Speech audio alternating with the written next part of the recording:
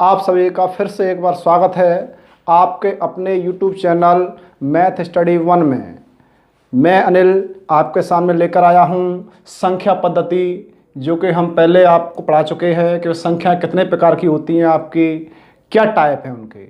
अब जो हमने पढ़ाया था पिछली वीडियो में, आपको उन पर डिपेंड सवाल हम यहाँ पर सॉल्व करेंगे, जिससे कि हमारा पिछला रिवीजन भी हो जाएगा और हमें समझ में भी आ जाएगा कि परीक्षाओं में सवाल कैसे बन सकते हैं, किस टाइप से सवाल आ सकते हैं। चलिए देखते हैं। देखिए पहला सवाल है आपका, निम्नलिखित में प्राकृत संख्याएं क्या हैं। मैंने आपको पढ़ाया था प्राकृत संख्या क्या होती हैं, तो मैंने बताया था कि भाई जो गिनतियां होती हैं वही प्राकृत संख्याएं हैं। इन गिनतियों में जीरो को छोड़ दिया जाता है, बाकी की जो बचता है आपका 1 2 3 4 डॉट डॉट जो भी है आपका, ये सभी क्या कहलाएंगी, प्राकृत संख्याएं कहलाएंगी। तो देखिए ऑप्शन में दे रखा है आपको 0 √5 माइनस का 1/2 1। तो प्राकृत संख्या क्या है आपका, मैंने कहा था आपका भाई 1 से लेके पूरा कंप्लीट डॉट डॉट आगे तक। तो यहाँ क्या हो जाएगा, ऑप्शन नंबर 4 1 जो है वो आपकी क्या है, प्राकृत संख्या है। चलिए अगला क्वेश्चन कहता है आपसे निम्न में से सम संख्या को बताइए। तो मैंने आपको बताया था कि सम संख्या क्या होती हैं।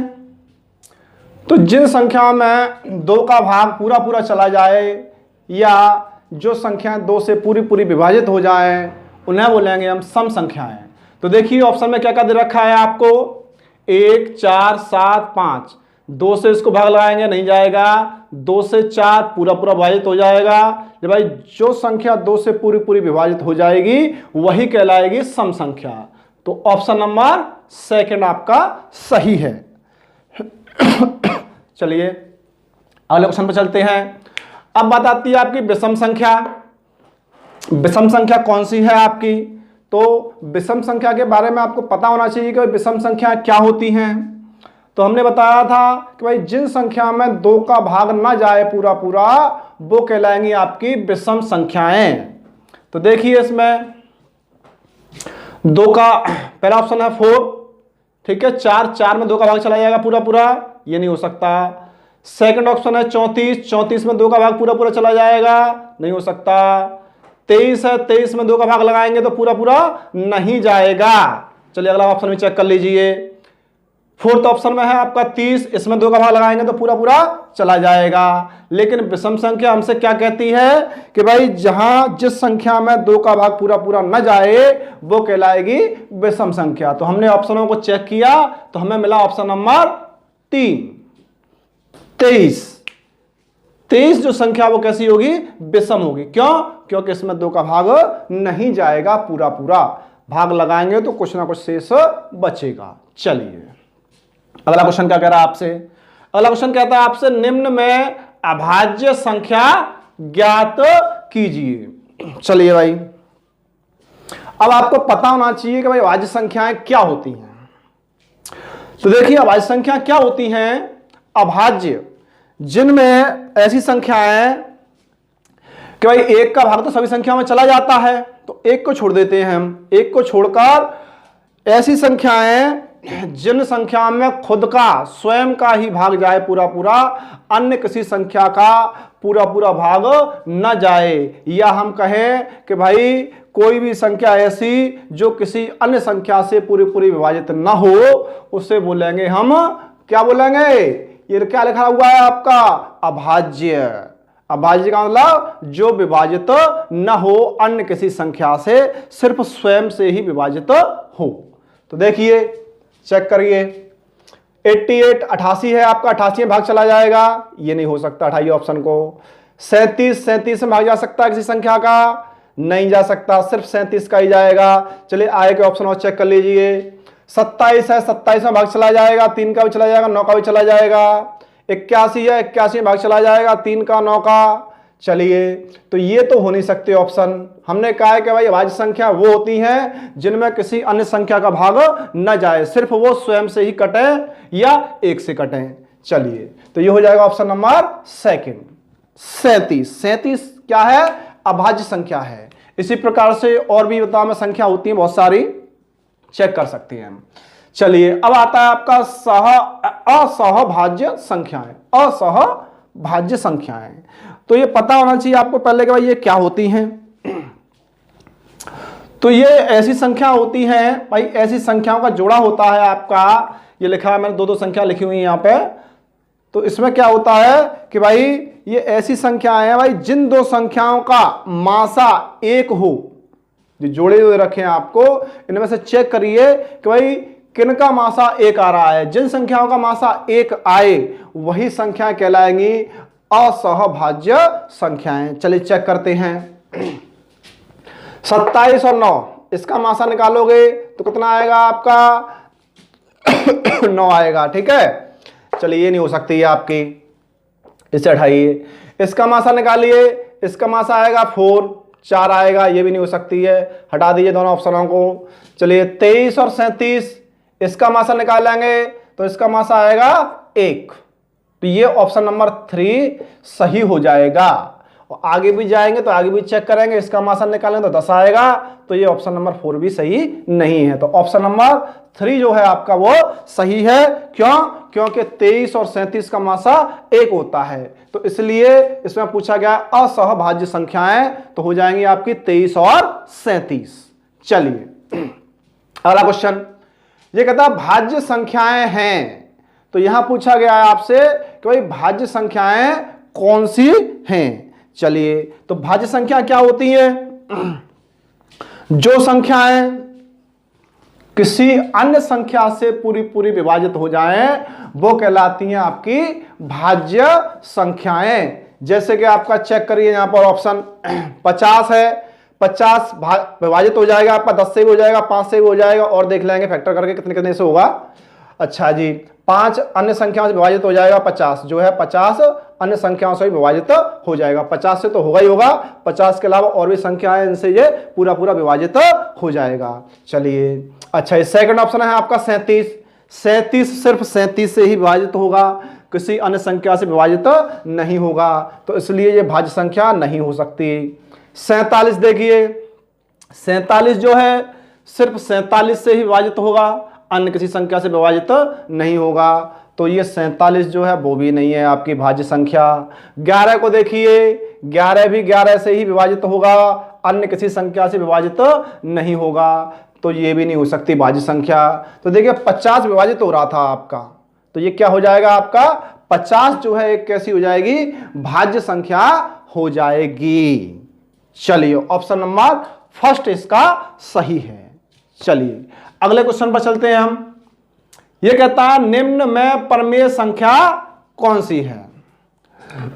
तो देखिए परमेय संख्या के बारे में हमने बताया था आपको कि भाई ऐसी संख्या जिसको हम P/Q के रूप में लिख सकते हैं। किसके रूप में? P/Q के रूप में। और शर्त क्या रहेगी? P is not is equal to 0। एक शर्त आपकी यह है कि भाई Q की वैल्यू 0 नहीं हो सकती, और दूसरी शर्त है आपकी P और जो Q है वो क्या होंगे आपके पूर्णांक होंगे। कैसे होंगे? पूर्णांक होंगे आपके, वो पूर्णांक होने चाहिए P और Q। तो ऐसी संख्या जो बनती है आपकी वो कहलाएगी आपकी क्या? परमेय संख्या। कैसी कहलाएगी? परमेय संख्या कहलाएगी। अब देखिए शर्त किस किस में अप्लाई हो रही है और किस किस में अप्लाई नहीं हो रही है। चलिए चेक करते हैं। तो देखिए 3/7 है आपका, तो हमने कहा है कि भाई Q0 नहीं होना चाहिए, नहीं है Q0। चलिए अब हम उसने कहा है कि भाई P और Q जो है आप पे कैसे होने चाहिए? पूर्णांक होने चाहिए। तो भाई 3 जो है वो भी पूर्णांक है और 7 जो है वो भी पूर्णांक है, तो ये इस शर्त को पूरा करते हैं। तो चलिए आगे और चेक कर लेते हैं। वैसे तो यही हो जाएगी परमेय संख्या, और चेक करते हैं आगे।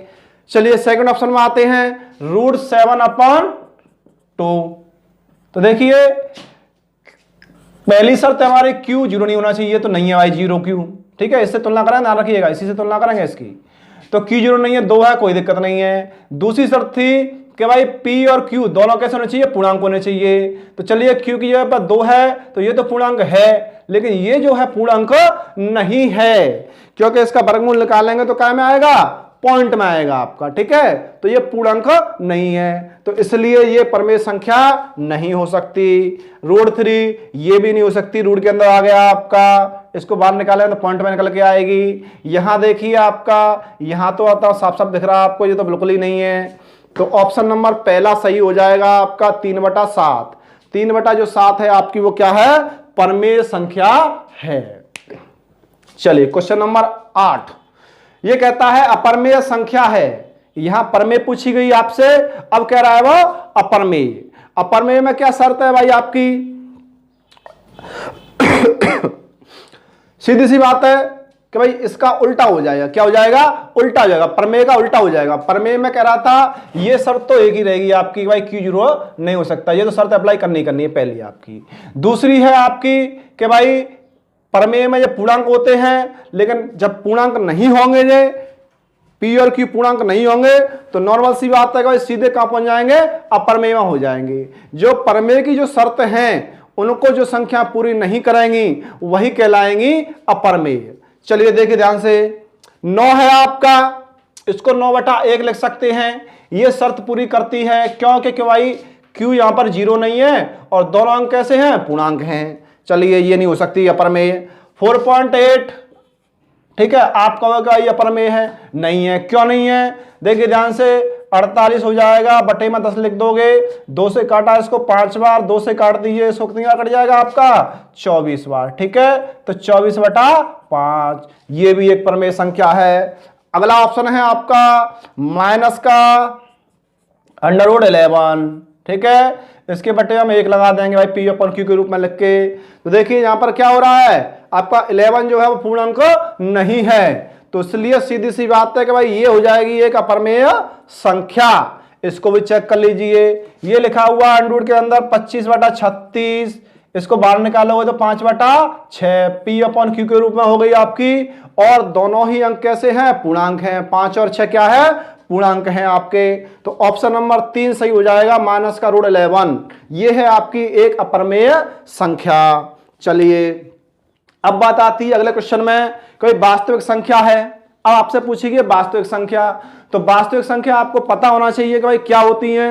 तो सीधी सी बात है, जो हमने पढ़ी थी प्रमेय और अप्रमेय, ये दोनों को कंबाइंड कर दिया जाए आपका तो बन जाएंगी आपकी वो वास्तविक संख्याएं, रियल नंबर्स। चलिए देखिए ध्यान से, तो देखिए √2 ये जो है आपकी कैसी संख्या है, अप्रमेय और प्रमेय के हिसाब से हम देखें तो अप्रमेय संख्या है। अब मैंने कहा है आपसे कि भाई प्रमेय और अप्रमेय दोनों को मिक्स कर दिया जाए तो बन जाता है वास्तविक संख्याएं।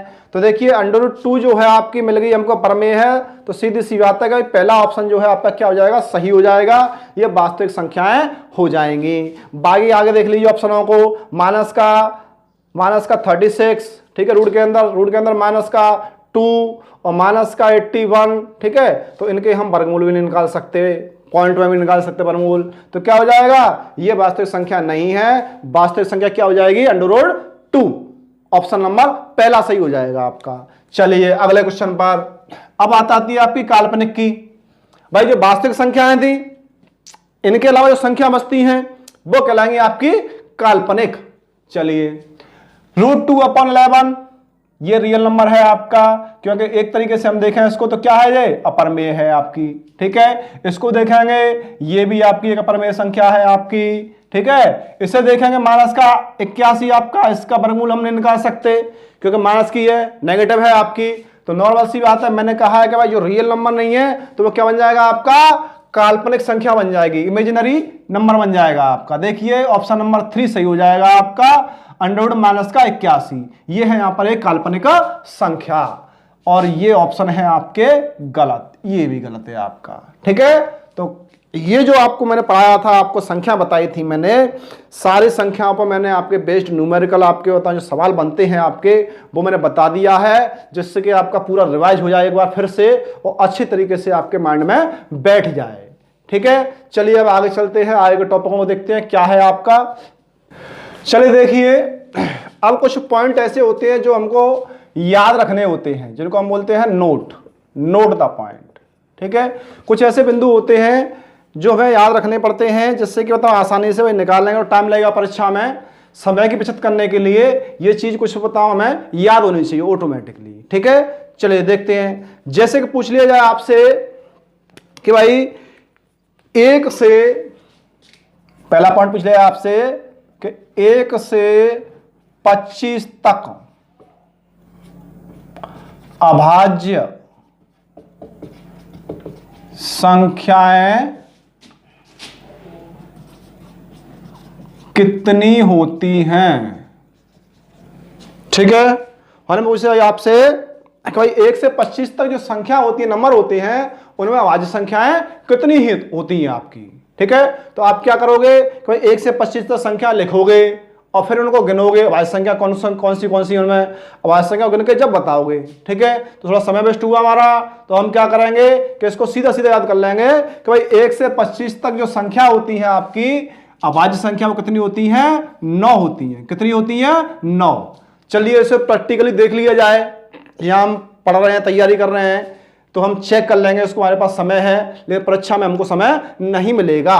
चलिए देखिए, 1 2 3 4 5 6 7 8 9 10 11 12 और 13 और 14 15 16 17 18 19 20 21 22 23 और 24 और 25 और 26 27 28 29 30 25 तक करना, सॉरी 25 तक करना है हमको, 25 पर रुक जाएंगे। ठीक है, अब देखिए हमको क्या देखना है कि अभाज्य संख्या कितनी है इसमें। तो देखिए अभाज्य संख्या मैंने आपको पढ़ा चुका हूं अभी कि अभाज्य संख्या कौन सी होती है, जिनमें खुद का और एक का पूरा पूरा भाग जाए, वही कहलाएंगी अभाज्य संख्याएं। चलिए चेक करते हैं आपका भाई ऐसी कौन सी संख्याएं हैं आपकी। देखिए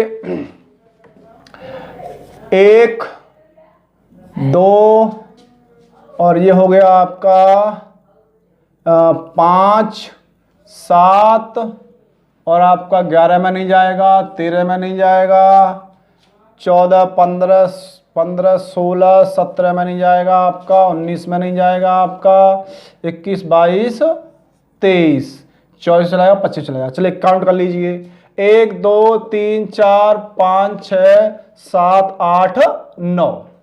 ये जो संख्याएं आपकी कैसी हैं, अभाज्य संख्या। मैंने कहा आपकी अभाज्य संख्या 1 से 25 तक कितनी कुल मिला के 9 संख्याएं आपकी। ठीक है, ये आपको सीधा सीधा याद होना चाहिए आपका कि आपसे पूछ लिया जाए भाई कि 1 से 25 तक कितनी अभाज्य संख्या है, आप तुरंत कहोगे कि भाई 9 संख्याएं होती है। तुरंत ऑप्शन को देख के टिक आप कर दोगे। अगर इस तरीके से लिखोगे और फिर चेक करोगे, छांटोगे, तो क्या होगा, थोड़ा सा समय ज़्यादा लग जाएगा। आ तो जाएगा लेकिन समय ज़्यादा लग जाएगा। लेकिन हमारे पास परीक्षा में समय बहुत कम होता है, बहुत लिमिट होती है समय की, बहुत कम मात्रा में समय मिलता है हमको।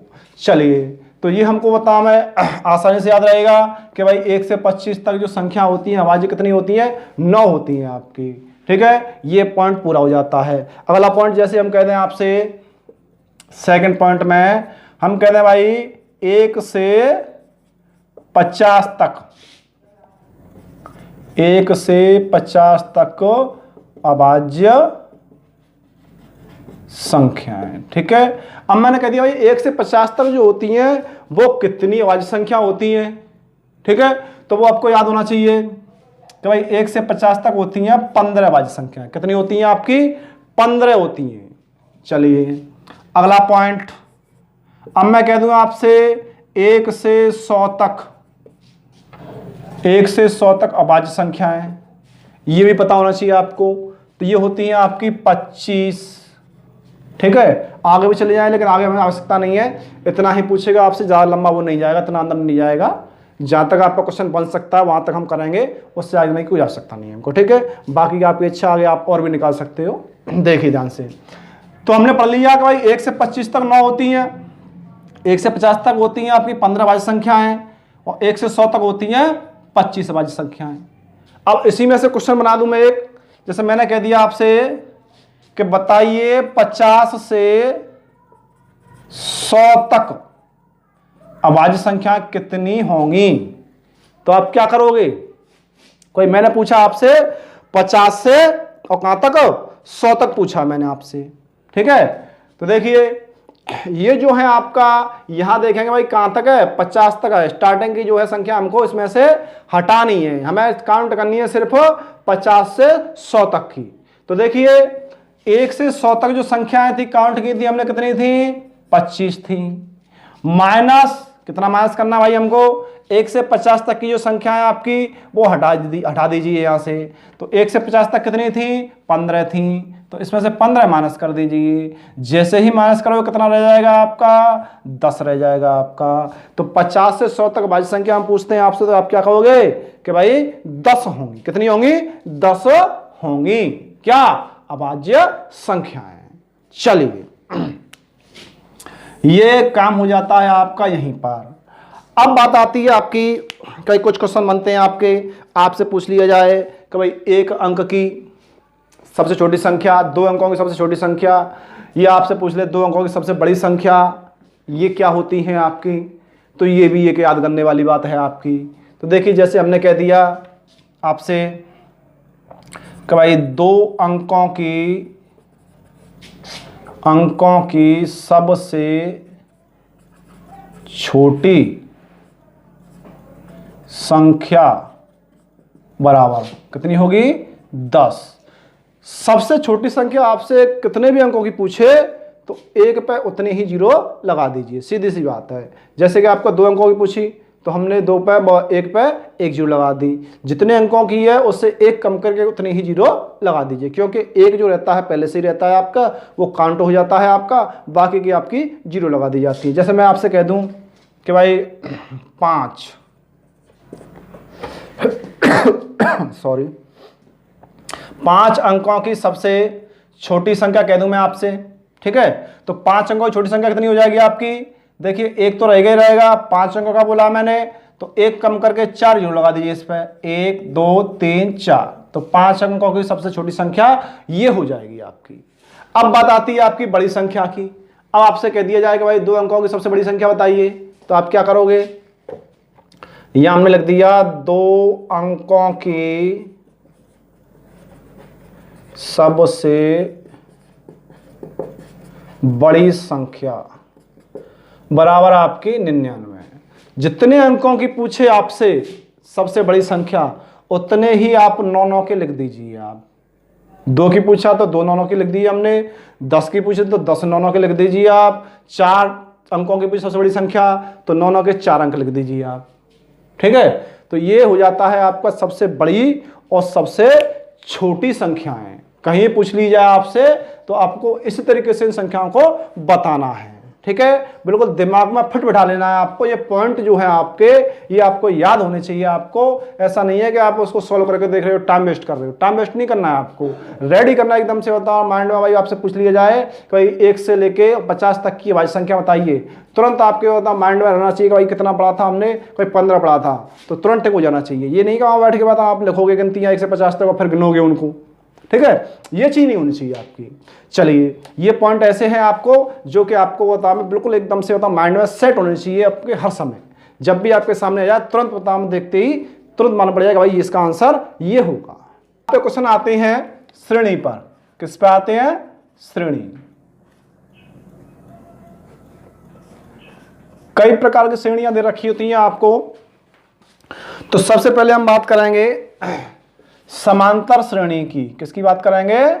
समांतर श्रेणी, ठीक है? इसकी बात करेंगे सबसे पहले हम कि इस पे क्वेश्चन किस तरीके से बनते हैं और किस प्रकार के क्वेश्चन आते हैं।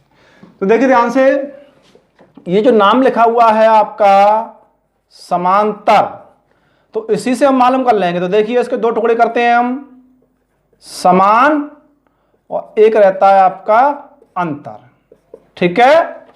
तो 2 टुकड़े बन गए, समान माने एक जैसा, अंतर माने अंतर, उन संख्याओं के बीच का अंतर कैसा होना चाहिए? आपको बराबर होना चाहिए। ऐसी श्रेणी कि भाई जिनके बताओ कोई भी 2 लगातार पद ले लिए जाए कहीं से भी, उनके बीच का अंतर बराबर ही रहे। जैसे कि हम देख लेते हैं, ले लिया हमने श्रेणी 1 2 3 और 4 5 डॉट डॉट आगे तक। तो देखिए, इन दोनों के बीच का अंतर कितने का है? 1 का। इन दोनों के बीच का अंतर 1, इन दोनों के बीच का अंतर 1, इन दोनों के बीच का अंतर 1। तो आप देख रहे हैं कि भाई इन सभी पदों में कितने का अंतर है? 1 1 का अंतर है आपका। तो ये श्रेणी कहलाएगी आपकी समांतर श्रेणी। अब जरूरी नहीं है कि कई अंतर हो सकता है आपका 2 2 का हो, 4 4 का हो। जैसे कि हमने ले लिया 2 4 6 8 डॉट डॉट, इनके बीच अंतर चेक करिए, इनके बीच 2 का अंतर है, इनके बीच 2 का अंतर है, इनके बीच 2 का अंतर है। आगे जो संख्या आएंगी आपकी 2 का अंतर रहेगा। तो इस प्रकार की जो श्रेणियां होती हैं आपकी, वो कहलाती हैं आपकी समांतर श्रेणी। कैसी कहलाती है आपकी? समांतर श्रेणी। तो इन्हीं पर डिपेंड सवाल कैसे बनता है आपका और किस प्रकार से सवाल आते हैं आपके, इसी पे हम थोड़ी सी चर्चा करेंगे हम। चलिए, जैसे कि हमने दे दी आपको श्रेणी 2 4 6 8 डॉट डॉट और हमने कह दिया 80। कितना कह दिया? 80 कह दिया हमने। अब बात आती है सबसे पहली कि भाई जो श्रेणी जो है, ये जो श्रेणी है, इसमें कुल मिला के कितने पद होंगे?